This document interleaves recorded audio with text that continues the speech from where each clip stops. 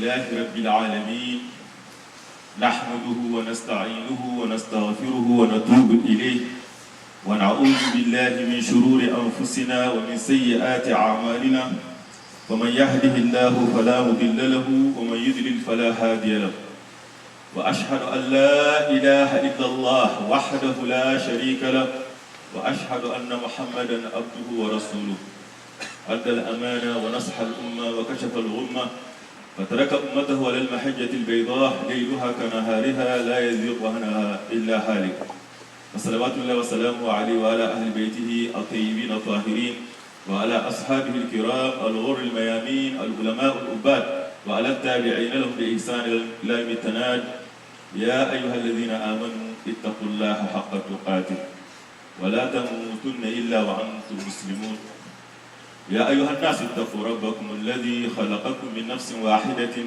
وخلق منها زوجها وبث منهما رجالا كثيرا ونساء واتقوا الله الذي تساءلون به والأرحام إن الله كان عليكم رقيبا يا أيها الذين آمنوا اتقوا الله وقولوا قولا سديدا يصلح لكم أعمالكم ويغفر لكم ذنوبكم ومن يطع الله ورسوله فقد فاز فوزا عظيما أيها الأحباء في الله أيها الإخوة في الإسلام طبتم وطابت ممشاكم وتبوأتم من الجنة منزلا وجمعني الله إياكم عند مستقر رحمته في جنات النعيم مع حبيبنا وقدوتنا محمد المصطفى عليه أفضل الصلاة والسلام جعلنا الله نحشر على سنته وعلى ملته وتحت لوائه ونشرب من حوضه الشريف شربة لا ندمع بعدها أبدا وننال شفاعته يقول الله عز من قائل في محكم كتابه العزيز الذي لا يأتي بالباطل من بين يديه ولا من خلفه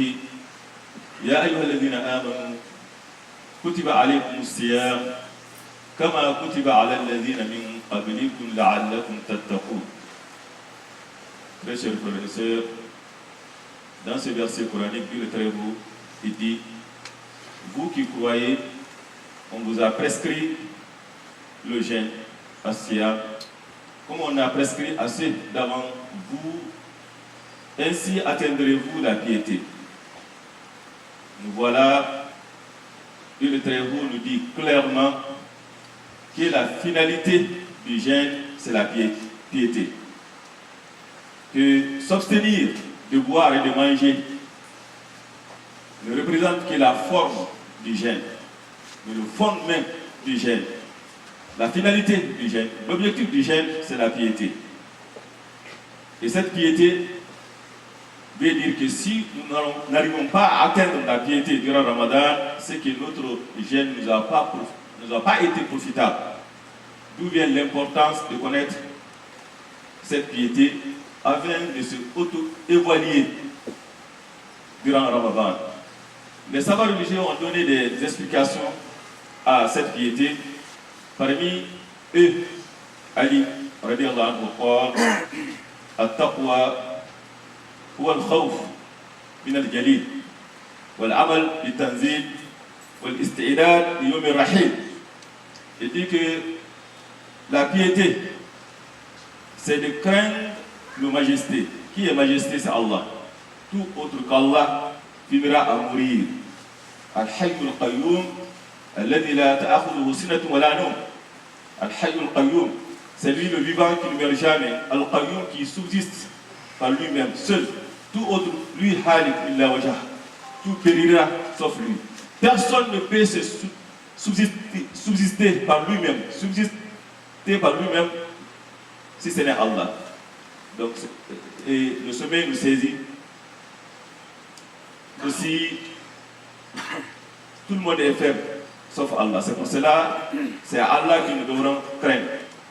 Il dit, est vrai, selon la révélation, dans l'islam, on ne veut pas comme bon nous semble. Non, il y a des principes bien définis, a été défini par qui? Par Allah. Et il nous a révélé dans le Coran. C'est devrait vraiment selon le Coran. C'est pour cela, le mois Ramadan, c'est le mois du Coran, qu'on doit vraiment se soumettre au principe du Coran et se préparer pour le départ ultime. Le départ, car nous sommes tous dans ce bas monde, comme le dit Rasulullah sallallahu alayhi wa sallam. عن ابن عمر رضي الله عنه قال قال رسول الله صلى الله عليه وسلم كن في الدنيا كأنك غريب أو عابر السبيل. Il dit sois dans ce bas monde comme un homme de passage, et nous allons tous quitter ce bas monde. كلا بل لا يخافون الآخرة. C'est parce qu'ils ne craignent pas l'au-delà. بل تؤثرون الحياة الدنيا والآخرة خير وأبقى. Ce qui différencie entre le croyant et le non-croyant, c'est de croire à l'au-delà. Et Ali radiallahu anhu vient de nous définir la piété, que la piété, c'est notre objectif durant Ramadan, d'atteindre cette piété. Celui dont le jeûne lui a servi de craindre plus d'Allah, son jeûne lui a vraiment servi, a été profitable. Celui dont le jeûne lui a permis de suivre les enseignements coraniques, il peut dire alors qu'il a réussi dans ce mois de Ramadan. Celui dont le jeûne lui a fait penser dans l'au-delà qu'il est là vraiment jusqu'à un certain moment qu'il va quitter. Il va rencontrer son Seigneur qui lui demandera alors ce qu'il aura accompli sur cette terre. Celui qui a ça en esprit durant Ramadan, il peut dire vraiment que le jeûne lui a servi quelque chose. Sinon, vraiment, il a échoué. Car il faut différencier entre deux choses, entre le jeûne tel qu'il est et la récompense du jeûne. La récompense du jeûne. Le jeûne s'annule en mangeant, en buvant, quand la personne boit ou il mange. Volontairement, son jeûne est nul. On ne dit pas quand il mange ou il boit involontairement. Comme dans un hadith du prophète sallallahu alayhi wa sallam, ma akala aw shariba nasiyan fa innama at'amahu Allah wa saqahu. Quand quelqu'un mange involontairement, non, son jeûne n'est pas annulé. Mais s'il mange volontairement, il est annulé. Ça annule la structure même, physiquement le jeûne. Mais il y a d'autres qui annulent la récompense du jeûne. La récompense du jeûne, c'est les péchés. Le jeûne, donc, il n'y a pas la piété, ce jeûne est nul. Ses bienfaits sont nuls. Sa récompense est nulle. C'est très important. C'est pour cela, dans un hadith du prophète sallallahu alayhi wa sallam, il dit Ruba sa'il, laysa lahu li sawmihi illa al-ju' wal atash. Il dit parmi les jeûneurs, ils n'ont gagné de leur jeûne que la soif et la faim. Que Dieu nous en garde. Pourquoi? Parce qu'ils n'ont pas atteint la piété. Ils n'ont pas atteint la piété. D'autres savants religieux aussi l'a défini. C'est Ibn Rajab, rahimahullah, يقول أصل التقوى أن يجعل العبد بينه وبين ما يخافه ويحذره ويخشاه وقاية تقيه منه. وتقوى الله أن يجعل العبد بينه وبين ما يخافه من ربه من غضبه وإقامه وسخطه وقاية تقيه منه. وذلك بترك المحرمات وفعل ما افترض الله عليه. Dans cette définition d'Ibn Rajab qui est très riche, il dit que le fondement même de la piété, le fondement, c'est que la personne met une protection entre lui et entre ce qu'il craint. Quand tu as peur de quelque chose, tu mets une protection entre toi et lui. Il fait froid dehors, tu t'habilles bien pour te protéger du froid. Donc, il dit, craindre Allah, c'est de mettre entre toi et ce que tu crains de la part de ton Seigneur. Qu'est-ce que nous craignons de la part de notre Seigneur? C'est sa colère, son châtiment. Tu mets entre nous. Comment la personne peut se prémunir contre le châtiment d'Allah, contre la colère d'Allah? C'est de se soumettre complètement aux ordres d'Allah et éviter tout ce que Allah a interdit. Quand la personne fait ça, il aura alors se protéger contre la colère d'Allah, contre le châtiment d'Allah. Nous pouvons dire alors que la piété, c'est un nom générique. C'est un nom générique qui renferme toutes les bonnes œuvres qu'Allah agrée. Toutes les bonnes œuvres qu'Allah agrée. Et cela au niveau du cœur. Au niveau du cœur. Et au niveau aussi al-jawari, les organes d'action. Ça c'est très important. Al-insan iza sama ali an yasuma bi qalbihi wa bi lisanihi wa bi yadihi wa bi kulli jawarih. C'est ça vraiment. هذا هو الصوم النافع الذي يشهد له يوم القيامة ويشفع له ويدافع عنه كما قال رسول الله صلى الله عليه وسلم القرآن والصوم يشفعان للعبد يوم القيامة. Donc le jeûne qui nous sera profitable, la personne quand il jeûne, il ne boit pas, il ne mange pas, de l'aube jusqu'au coucher du soleil, il aura jeûné. Mais est-ce que c'est profitable? Non, pas encore.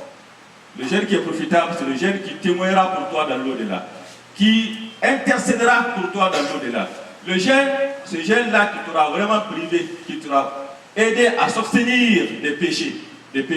Et cela au niveau du cœur, très important, au niveau de la langue, au niveau des mains. لذلك الغزالي رحمه الله قال هناك 3 أنواع من درجات للصوم صوم العموم وصوم الخصوص وصوم خصوص الخصوص. Ghazali dans ses explications du jeûne, il dit que le jeûne a 3 catégories, degrés. Le premier degré, c'est le jeûne du commun, et général, que tout le monde le fait. Ça, c'est s'abstenir de boire et de manger, du lever du soleil jusqu'au coucher du soleil. Tout le monde le fait. Il dit c'est ça le premier degré. Deuxième, c'est le jeûne des élites.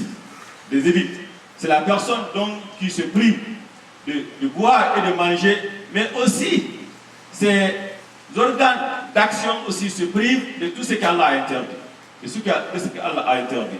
Il dit quant aux élites des élites, il ajoute aux 2 catégories que nous venons de citer que son cœur aussi gêne. Il n'y a pas hasad, il n'y a pas bourd, il n'y a pas karahiyya, il n'y a pas shirk, il n'y a pas nifaq, n'est pas dans son cœur. C'est très important. Donc, le jeûne, en un mot, la faim et la soif n'est pas le but en soi. C'est un moyen qui nous aide vraiment d'atteindre notre degré, afin de vraiment se prémunir de la colère d'Allah, en évitant tout ce qu'Allah a interdit et en accomplissant tout ce qu'Allah nous a demandé de faire. Ce n'est pas des choses faciles. Pourquoi? Dans un hadith, le prophète sallallahu alayhi wa sallam dit لما صور الله آدم في الجنة تركه ما شاء الله أن يتركه فجعل إبليس يطيف به فلما رآه أجوف عرف أنه خلق خلقا لا يتمالك. Dans ce hadith, le prophète sallallahu alayhi wa sallam qui est authentique, quand Dieu donna forme à Adam dans le paradis, il laissa dans le paradis le temps qu'Allah a voulu. Et Satan venait tourner autour d'Adam, il l'observait de près. Quand il a vu qu'il est creux de l'intérieur, il a su que c'est une créature qui ne peut pas se contenir. Le problème de l'être humain, c'est la difficulté de se contenir. Quand il est en colère, il ne peut pas se contenir. Quand il a devant passion, devant désir, il ne peut pas se contenir. Devant l'argent, devant la tentation de ce bas monde, il ne peut pas se contenir. C'est ça le problème que nous avons. C'est ça le problème de l'être humain.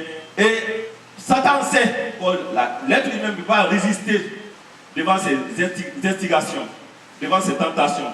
C'est pour cela, dans un autre hadith, le prophète sallallahu alayhi wa sallam pour dire combien de fois le jeûne est important. Quand le prophète sallallahu alayhi wa sallam junna, as-siyam junna, c'est une protection.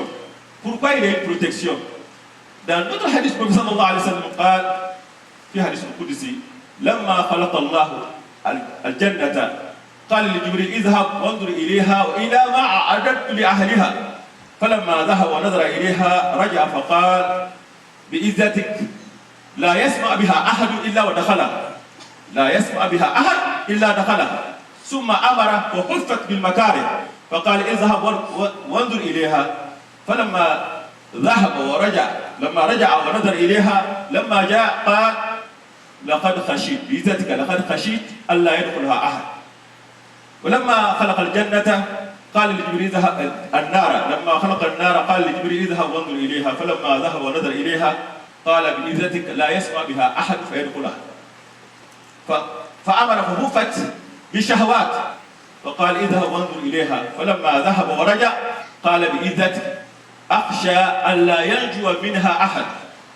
Dans ce hadith qui est une portée très importante, grande, quand Dieu créa le paradis, il demanda Jibril d'aller jeter un coup d'œil et regarder ce qu'il a préparé pour ses habitants.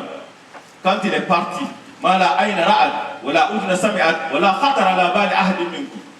personne ne peut imaginer pareil, ce qu'il est dans le paradis. Quand il est parti regarder, il dit personne n'entendra parler sans vouloir y rentrer. Il n'ira pas. Tout le monde qui entendra parler du paradis va vouloir vraiment y entrer. Il demanda alors qu'il faut entourer de ce que l'âme déteste. Ce que l'âme déteste. Il lui demanda d'aller regarder. Il dit j'ai peur que personne n'y rentre. J'ai peur que personne n'y rentre. Et c'est la même chose quand il créa l'enfer, il demanda à Jibril d'aller regarder. Quand il est venu, il dit personne n'entendra parler et vouloir y entrer. Non. Ce qui est là-bas comme châtiment.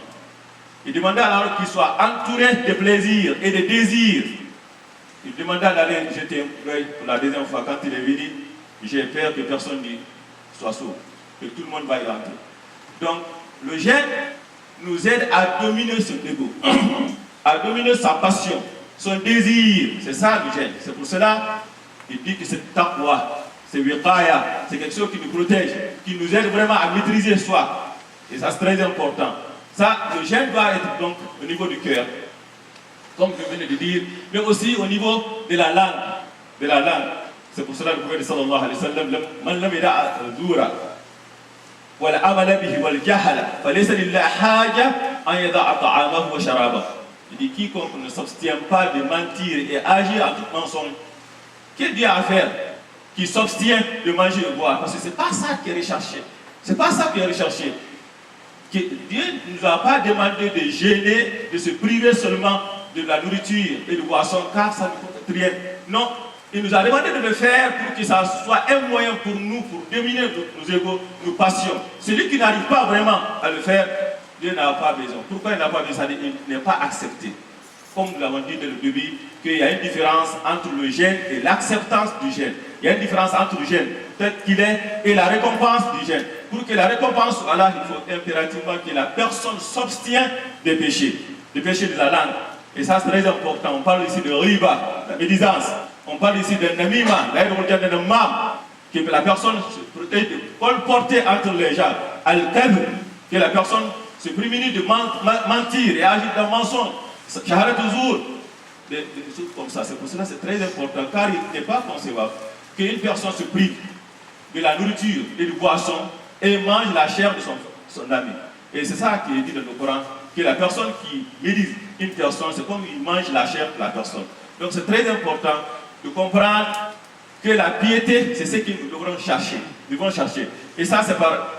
Le ventre n'est pas seulement de s'abstenir de boire, de manger, non, des haram aussi. Des haram aussi.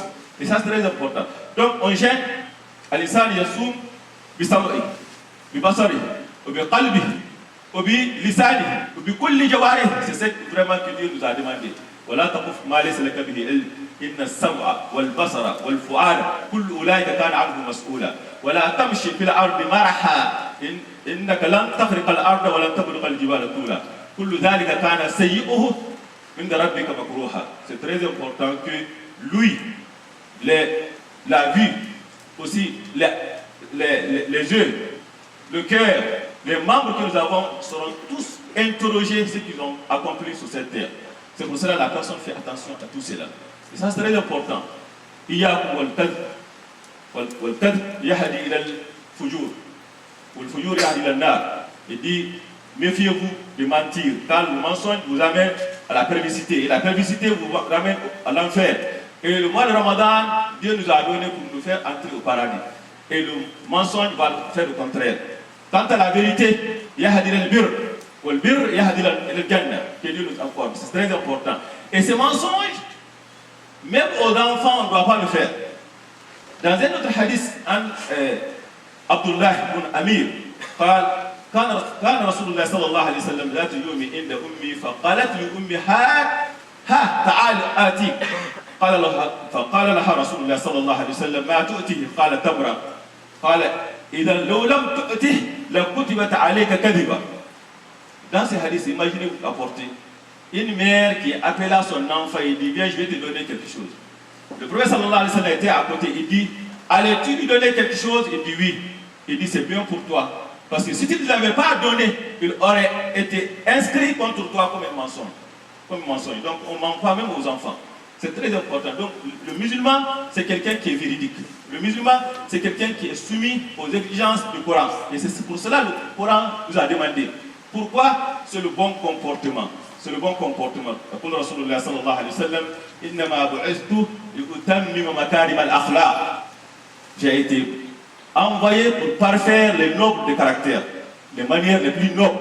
C'est ainsi que Dieu m'a envoyé. فقال عن أبي ذر رضي الله عنه قال رسول الله صلى الله عليه وسلم Inna athqal shay'in fil mizan husnul khuluq. La shay'a athqal fil mizan min husnul khuluq. Il dit il n'y en a pas dans la balance du croyant une chose qui pèse plus lourd que le bon comportement. Que le bon comportement. Ahabbukum ilayya wa aqrabukum minni majlisa yawm al-qiyamah ahsanukum khuluqa. Il dit vous qui seront plus proches de moi l'au-delà et qui sont plus aimés auprès de moi, c'est ceux qui sont dotés de bons comportements, de bons comportements. Et ce bon comportement commence par la famille. Par la famille. Il dit akmalul mu'minina imanan ahsanuhum khuluqa. Ahsanuhum khuluqa. Wa su'ila Rasulullah sallallahu alayhi wa sallam an akthar ma yudkhilu al-insana al-jannata qala taqwa Allah wa husnul khuluq. Wa akthar ma yudkhilu al-insana an-nar qala al-fam wal farj. Et ça, on le voit très bien dans ce hadith qui est clair. Il dit qu'est-ce qui fera entrer plus grand nombre de gens dans le paradis, au paradis. Il dit c'est la piété, à taqwa. Et taqwa, il va de pair avec le bon comportement. Il dit à taqwa, c'est entre toi et son Seigneur, et husnul khuluq et le bon comportement. Et qu'est-ce qui fera entrer plus nombre de gens dans l'enfer? Il dit c'est les désirs charnels et aussi la bouche. Si la personne arrive vraiment à maîtriser ces deux-là, le prophète sallallahu alayhi wa sallam, man yadmun li ma bayna lihiyayhi damantu lahu al-jannah. Quiconque me garantit qu'il peut vraiment sauvegarder ces deux éléments-là, son désir charnel et sa bouche, le prophète sallallahu alayhi wa sallam qu'il garantira aussi le paradis pour lui. Et le jeûne nous aide vraiment à maîtriser sa personne, son désir et sa passion.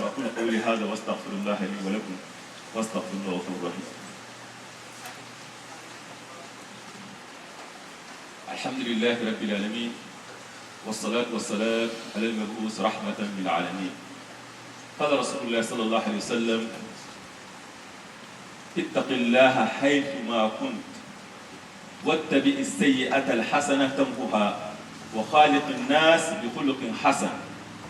Ce hadith vraiment résume tout ce que nous voulons dire aujourd'hui. Il dit crains Allah où que tu sois. Aie la piété. Quand on dit la piété, ce n'est pas un certain moment. Où que tu sois. Chez toi, dehors, où que tu sois, sois pieux. Sois pieux. Sois pieux. Comment être pieux? Est-ce qu'une personne peut être pieux 24 heures sur 24? C'est presque impossible de nos natures. On commettra des erreurs. Qu'est-ce que tu fais alors? Il dit faire sur le péché d'une bonne action qui l'efface. Chaque fois que tu commets un péché ou tu commets une erreur, essaie d'accomplir une autre bonne action qui va l'effacer. Et comporte-toi envers les gens d'une meilleure manière. C'est le bon comportement. Donc, entre toi et Dieu, il y a la piété, et entre toi et les gens aussi, c'est le bon comportement. Et ça, c'est très important. Quand nous disons ceci, nous parlons vraiment que le mois de Ramadan, c'est un mois que je peux considérer vraiment la vitrine de l'islam. C'est le moment où les yeux du monde entier sont braqués sur le musulman. Et c'est le moment aussi que le comportement du musulman reflète l'islam. Et c'est l'islam, c'est le-Qur'an. سئلت عائشة رضي الله عنها عن خلق رسول الله صلى الله عليه وسلم فقال كان خلقه القرآن. Il dit son comportement était le Coran. C'est pour cela, j'étais dans une assemblée cette semaine. Quelqu'un me demanda comment appeler un homme musulman à l'islam. J'ai dit il faut être un bon exemple pour lui. Et ce mois de Ramadan, nous devrons vraiment manifester, c'est ça. Montrer le meilleur côté de nous. C'est ça le mois de Ramadan. Le mois de Ramadan, c'est la révélation du Coran, c'est l'événement de l'islam. C'est en ce moment vraiment que le croyant se conforme aux exigences du Coran. Et cette exigence va dans ta famille, avec ceux qui tu habites, mais aussi avec les non-musulmans. Je vous cite ici un hadith du prophète sallallahu alayhi wa sallam. يقول المؤمن مثل المؤمن كمثل النخلة تأكل طيبا وتدع طيبا وإذا وقعت لم تكسر ولم تفسد. Imaginez-vous, المؤمن كمثل النخلة تأكل طيبا وتدع طيبا وإذا وقعت لم تكسر ولم تفسد. Il dit que le croyant c'est comme une abeille. Il est pareil à l'abeille. Il mange que ce qui est pur. L'abbé mange ce qui est pur. Et il donne que ce qui est pur. Miel, on sait comment il est. Et quand il se pose dans un endroit, il ne pollue pas. Il ne casse pas. Et c'est ça le musulman. Dans son environnement, les gens en profitent.